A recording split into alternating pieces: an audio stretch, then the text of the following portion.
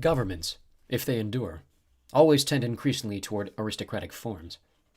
No government in history has been known to evade this pattern, and as the aristocracy develops, government tends more and more to act exclusively in the interests of the ruling class, whether that class be hereditary royalty, oligarchs of financial empires, or entrenched bureaucracy. Politics as Repeat Phenomenon. Bene Gesserit Training Manual. "Why does he make us this offer?" Ferrodin asked. "That's most essential." He and the Bashar Titanic stood in the lounge of Ferrodin's private quarters. Wincisia sat at one side on a low blue divan, almost his audience rather than participant. She knew her position and resented it, but Ferrodin had undergone a terrifying change since that morning when she'd revealed their plots to him. It was late afternoon at Carino Castle, and the low light ascended the quiet comfort of this lounge. A room lined with actual books reproduced in plastino, with shelves revealing a hoard of player spools, data blocks, Shigawire reels, mnemonic amplifiers. There were signs all around that this room was much used, worn places on the books, bright metal on the amplifiers, frayed corners on the data blocks. There was only the one divan, but many chairs, all of them sensiform floaters designed for unobtrusive comfort. Ferrodin stood with his back to a window. He wore a plain Sardaukar uniform in gray and black, with only the golden lion-claw symbols on the wings of his collar as decoration. He had chosen to receive the Bashar and his mother in this room, hoping to create an atmosphere of more relaxed communication than could be achieved in a more formal setting.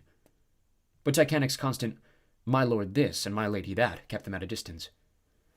"My lord, I don't think he'd make us this offer if he were unable to deliver," Titanic said. "Of course not," Wincisia intruded. Ferrodin merely glanced at his mother to silence her. Asked, "We've put no pressure on Idaho. Made no attempt to seek delivery on the preacher's promise." "None," Titanic said. "Then why does Duncan Idaho, noted all of his life for his fanatic loyalty to the Atreides, offer now to deliver the Lady Jessica into our hands?" "These rumors of trouble on Arrakis," Wincisia ventured. "Unconfirmed," Ferrodin said. "Is it possible that the preacher has precipitated this?" "Possible," Titanic said. "But I fail to see a motive." "He speaks of seeking asylum for her," Ferrodin said. "That might follow if those rumors—" "Precisely," his mother said. "Or it could be a ruse of some sort," Titanic said. "We can make several assumptions and explore them," Ferrodin said. "What if Idaho has fallen into disfavor with his Lady Aaliyah?" "That might explain matters," Wincisia said. "But no word yet from the smugglers?" Ferrodin interrupted. "Why can't we—" "Transmission is always slow in this season," Titanic said. "And the needs of security." "Yes, of course, but still." Ferrodin shook his head. "I don't like our assumption." "Don't be too quick to abandon it," Wincisia said. "All of those stories about Aaliyah and that priest, whatever his name is." "Javid," Ferrodin said. "But the man's obviously—" "He's been a valuable source of information for us," Wincisia said. "I was about to say that he's obviously a double agent," Ferrodin said. "How could he indict himself in this? He's not to be trusted. There are too many signs." "I fail to see them," she said. He was suddenly angry with her denseness. "Take my word for it, Mother. The signs are there. I'll explain later." "I'm afraid I must agree," Titanic said. Wincisia lapsed into hurt silence. How dared they push her out of council like this? As though she were some light-headed fancy woman with no— "We mustn't forget that Idaho was once a Gola," Ferrodin said. "The Tleilaxu." He glanced sidelong at Titanic. "That avenue will be explored," Titanic said. He found himself admiring the way Ferrodin's mind worked. Alert. Questing. Sharp. Yes, the Tleilaxu, in restoring life to Idaho, might have planted a powerful barb in him for their own use. "But I fail to apprehend a Tleilaxu motive," Ferrodin said. "An investment in our fortunes," Titanic said. "A small insurance for future favors." "Large investment, I'd call it," Ferrodin said. "Dangerous," Wincisia said. Ferrodin had to agree with her. The Lady Jessica's capabilities were notorious in the Empire. After all, she'd been the one who trained Muad'Dib. "If it became known that we hold her," Ferrodin said. "Yes, that'd be a two-edged sword," Titanic said. "But it need not be known." "Let us assume," Ferrodin said, "that we accept this offer. What's her value? Can we exchange her for something of greater importance?" "Not openly," Wincisia said. "Of course not!" He peered expectantly at Titanic. "That remains to be seen," Titanic said. Ferrodin nodded. "Yes, I think if we accept, we should consider the Lady Jessica's money banked for indeterminate use. After all, wealth doesn't necessarily have to be spent on any particular thing. It's just potentially useful. She'd be a very dangerous captive, Titanic said. There's that to consider indeed, Ferrodin said. I'm told that her Bene Gesserit ways permit her to manipulate a person just by the subtle employment of her voice. Or her body, Winsisia said. Irulan once divulged me to some of the things she'd learned. She was showing off at the time, and I saw no demonstrations. Still, the evidence is pretty conclusive that the Bene Gesserits have their ways of achieving their ends. Were you suggesting, Ferrodin asked, that she might seduce me? Winsisia merely shrugged. I'd say she's a little old for that, wouldn't you? Ferrodin asked. With a Bene Gesserit, nothing's certain, Titanic said. Ferrodin experienced a shiver of excitement tinged with fear. Playing this game to restore House of Carino's high seat to power both attracted and repelled him. How attractive it remained. The urge to retire from this game into his preferred pursuits, historical research and learning the manifest duties for ruling here on Seleucus Secundus.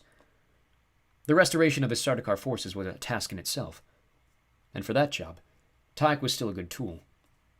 One planet was, after all, an enormous responsibility. But the Empire was an even greater responsibility. Far more attractive as an instrument of power. And the more he read about Muad'Dib or Paul Atreides, the more he fascinated himself with the uses of power.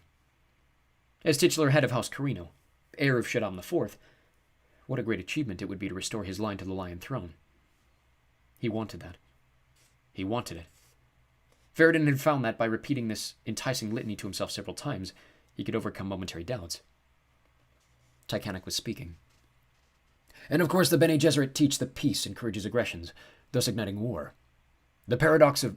How did we get on this subject? Ferrodin asked, bringing his attention back from the area of speculation. Why, Winsisia said sweetly, having noted the wool-gathering expression on her son's face. I merely asked if Tyack was familiar with the driving philosophy behind the sisterhood. Philosophy should be approached with irreverence, Ferrodin said, turning to face Titanic. In regard to Idaho's offer, I think we should inquire further. When we think we know something, that's precisely the moment when we should look deeper into the thing. It'll be done, Titanic said. He liked this cautious streak in Ferrodin, but hoped it did not extend to those military decisions which required speed and precision. With seeming irrelevancy, Ferrodin asked, Do you know what I find most interesting about the history of Arrakis? It was the custom in primitive times for Fremen to kill on sight anyone not clad in a stillsuit, with its easily visible and characteristic hood. What's your fascination with the stillsuit? Titanic asked. So you've noticed, eh? How could we not notice? Winsisia asked. Ferrodin sent an irritated glance at his mother. Why did she interrupt him like that? He returned his attention to Titanic. The stillsuit is the key to the planet's character, Tyack. It's the hallmark of Dune. People tend to focus on the physical characteristics. The stillsuit conserves body moisture, recycles it, makes it possible to exist on such a planet. You know, the Fremen custom was to have one stillsuit for each member of a family, except for food gatherers. They had spares, but please note, both of you, he moved to include his mother in this, how garments which appear to be stillsuits, but really aren't, have become high fashion throughout the Empire. It's such a dominant characteristic for humans to copy the conqueror. Do you really find such information valuable? Titanic asked, his tone puzzled.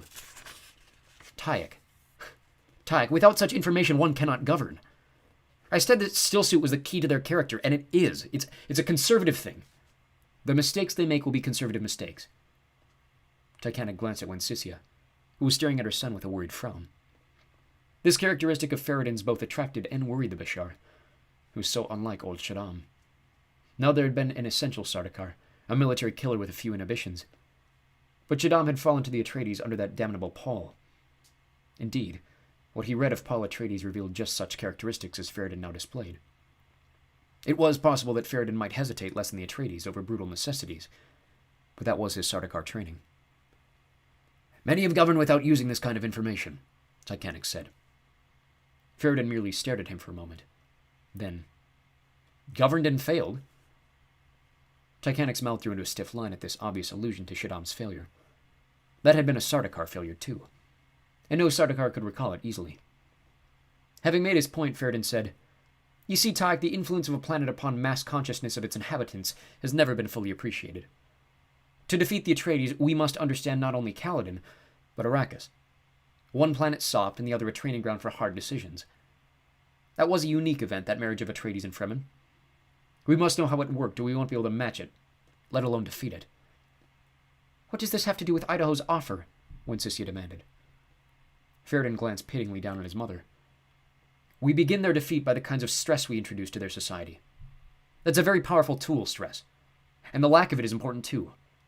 Did you not mark how the Atreides help things grow soft and easy here? Titanic allowed himself a curt nod of agreement. That was a good point. The Sardaukar could not be permitted to grow too soft. This offer from Idaho still bothered him, though. He said, Perhaps it'd be best to reject the offer. Not yet, Wencesia said. We've a spectrum of choices open to us. Our task is to identify as much of the spectrum as we can. My son is right. We need more information. Ferrodin stared at her, measuring her intent as well as the surface meaning of her words. But how will we know when we've passed the point of no alternate choice? He asked. A sour chuckle came from Titanic. If you ask me, we're long past the point of no return. Ferrodin tipped his head back to laugh aloud. But we still have alternate choices, Tyak. When we come to the end of our rope, that's an important place to recognize.